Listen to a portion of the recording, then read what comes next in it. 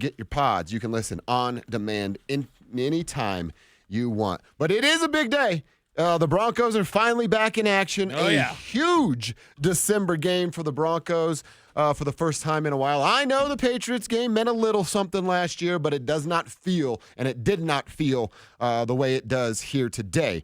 Broncos and Colts, Sunday at Mile High at 2:25. And, of course, you can get that game on CBS. Cecil, we've talked all week about this, and I've kind of like slow-played it. I felt down in my plums that it was going to be a close game and that the Broncos would have to fight and maybe pull away at some point in the fourth quarter. But I don't know what it is, man. I woke up today, and I can't get out of my head Anthony Richardson turning the ball over and over, like the way Marshawn Lynch runs the ball is the way Anthony Richardson can turn the ball over. Over and over and over. That's all I got in my head. I would love to see that. 2 interceptions and 3 fumbles in the last 3 weeks for Anthony Richardson. This is a guy that you can get to. He can beat you over the top and with his legs, but this is the guy that you can get to and you can rattle early. Oh, yeah, and I think Vance Joseph, when I talked to him yesterday, he was like, we got to stop the run. Yeah. He kind of smiled a little bit. I was like, you don't need to tell me the game plan, VJ. We know that it all begins with Jonathan Taylor because Richardson can't uncork anything unless Taylor's getting going. So stack the line, stuff the run, and you dare the guy that can't read a defense to beat you. Yeah. That's the key to this game. Now, at noon, I will tell you the exact plays the Broncos can make to beat this Colts team. I still would have some cautious optimism, though. Okay. Because Richardson is that type of guy where if he breaks a tackle, let's say Cody Barton misses him at the second level, I mean, he could be gone. Sure. He's that type of runner. Also, as a thrower, if Chris Abrams-Drain or Levi Wallace, God forbid, kind of fall asleep at the wheel, that can be an over-the-top, big, field-flipping type of 80-yard play. So I would be cautiously optimistic.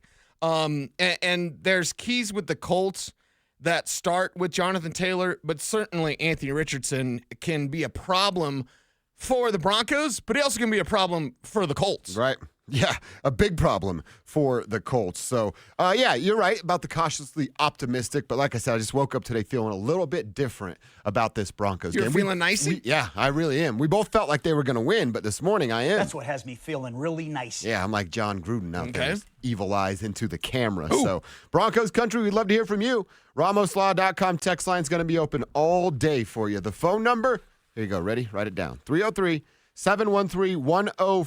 RamosLaw.com text line. Call your shot. Put your name on it. Maybe even the city that you're texting from. That way we can give you a shout out on the show. And on Monday, if you're right, well, like Ryan just texted in, Broncos 34, Colts 10.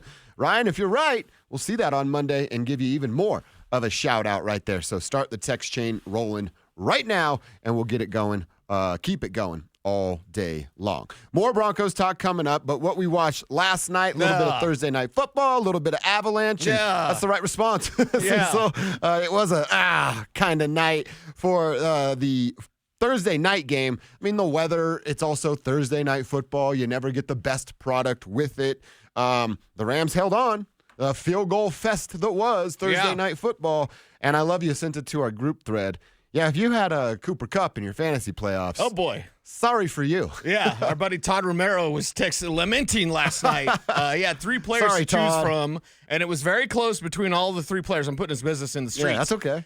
I told him to bench Kupp, and he didn't listen. So, Todd, it's on you, bro. It's on you. Damn. I ranked in the projections, and again, it was very close. I thought Kupp would get about 16 points in a PPR league. He got 0. Yeah. I had Puka on the other side. Okay. He did all right. Yeah. I'm still kind of hoping he'd but find the back of the end zone. But in fantasy football playoff time, that's the thing. Like, and I'm playing one of my boys, like a real boy, like my brother. Okay. Yeah. So if I lose to him, like I got to block his number for a few days. I don't want to do that. And don't be that guy that like as soon as you lose comes right at you. Yeah. Give me like a day. Let me simmer down, and then you can give me crap. But just let me have a little bit of time. We're talking to Jake Shapiro today, right? Yeah. He's playing his wife. In the fantasy playoffs, Nice, and he's going for the win. As he should be. You play for keeps. He's already locked her up. They're married. She can't leave, right? I mean, she could. But. I mean, that happens, but hey, it's fantasy playoff time. Yeah. It's fantasy playoff time, man. And Cooper Kupp, just that game let everybody down? Like Devondre Campbell let the 49ers down. Well, that's the story, right? Is boy. that dude just leaving the game? Devondre Campbell left in the third quarter, was asked if he wanted to play, and said, nah. In fact, I actually want to go home right now, and walked to the locker room. I also thought it was weird the security guards just following him around. Like, what is that guy supposed to do? Right. Is that guy like, hey, Mr. Campbell, are you sure you want to do this? Does he try to talk him out of it, or is he just as annoyed as everybody else that's wearing San Francisco 49er colors? Heard George Kittle talk about it. A couple other players talked about it. And the players are absolutely right. Oh, they want him cut. This guy should be cut today. Yeah. I don't know why I haven't got the news yet. It's noon on the East Coast. I know they're behind us in L.A. there at 9. Right. But why the heck have we not got the news from Adam Schefter that Devondre Campbell has been cut? You don't quit on your team, bro. Maybe Adam's too busy. Right? Got the job done, Kevin. Every which way. So maybe he's busy. I don't know. How long did AB take before the Buccaneers got rid of him?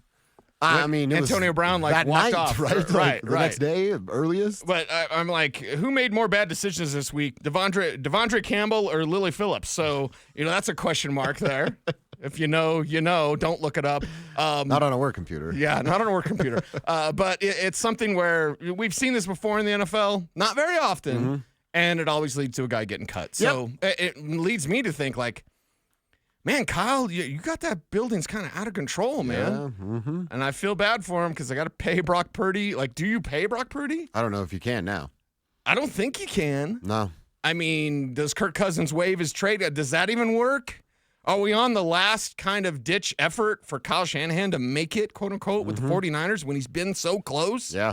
I feel bad for him, man. Kyle Shanahan, the ultimate, what is it? Always a bridesmaid, never the bride. Yep. That's the legacy so far. Right now, of one Kyle Shanahan. We also watched the Avalanche. Yeah. They had their first game back from a road trip, and somebody should have let them know they had a game because it wasn't embarrassing by any means. In fact, I mean, the first couple of goals, That was just luck. off of Avs players. Yeah. What's Wedgie supposed to do? Right. And he talked about it after the game, too. Hey, you got some bad puck luck. You just got to bounce back and hopefully play better against Nashville, who you get at home on a Saturday night, who's not a great hockey team, but bad puck luck last night. Sometimes that's going to happen. You'll hear from Jared Bednar later on in the show, who talks about where they are, like confidence level with goaltenders now versus what they were just a couple of weeks ago. So it's a tough loss. I'm not too worried about the way they look last night. No, and the way it started with those two kind of bad luck goals. Real bad luck. I didn't feel negatively about Wedgie's performance. Yeah. Because it's like, what are you going to do, man?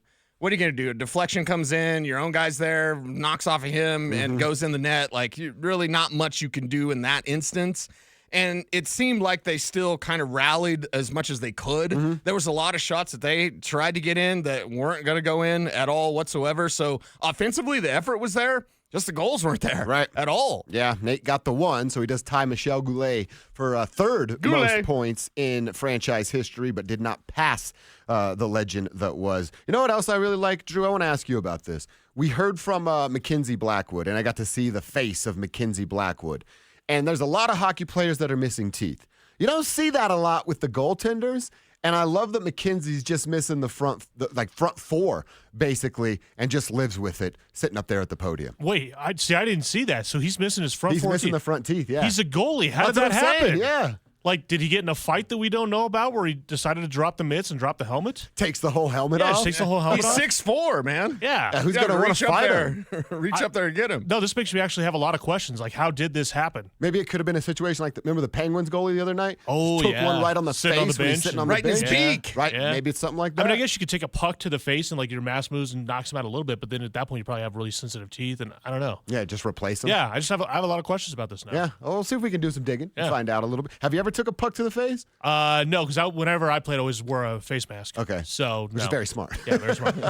One time I did take a stick that got under the face mask. Ooh, It got me pretty good. But, yeah. yeah.